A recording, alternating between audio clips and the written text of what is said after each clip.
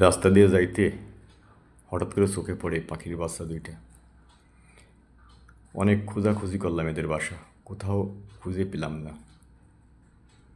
চিন্তা করলাম যদি এদেরকে ফেলে রেখে যদি যাই তাহলে হয়তো শিয়াল শকুন বিড়ালে খাবে।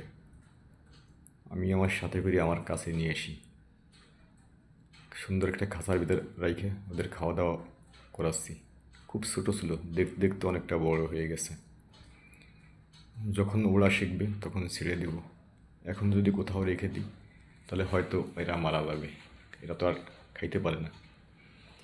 যখন এদের ওড়ার উপযুক্ত সময় হবে, যখন ছেড়ে দিলে ঠোকরাইয়া নিজেরা খাইতে পারবে, নিজেদের যত্ন নিতে পারবে, তখন জঙ্গলে নিয়ে ছেড়ে দিয়ে আসবো। কিন্তু এদেরকে দেখতে দেখতে আমি খুব মায়ায় পড়ে গেছি। এদের এতটা ভালো লাগে যা আমি বোঝাতে পারবো না। এদের যখন ক্ষুধা লাগে তখন খাওয়ার জন্য খুব ছটফট করে দাপাদাপি করে।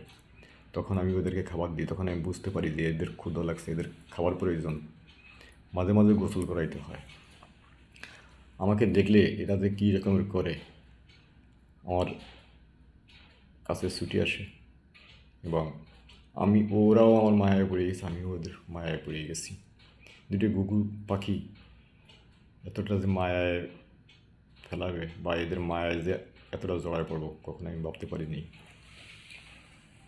যাই হোক, ভিডিওটা করার উদ্দেশ্য হচ্ছে আমি খুব নিরুপায়।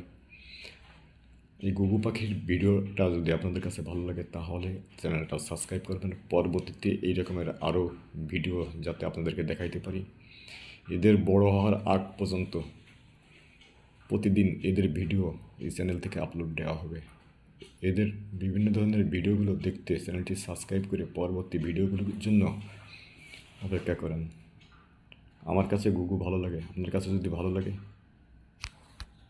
তাহলে আপনারা আমার সঙ্গে থাকবেন এবং সহযোগিতা করবেন, ভিডিওটা অন্যকে দেখার মতন সুযোগ করে দিবেন। ভালো থাকবেন, সুস্থ থাকবেন। আল্লাহ হাফিজ। আজকে এই পর্যন্ত।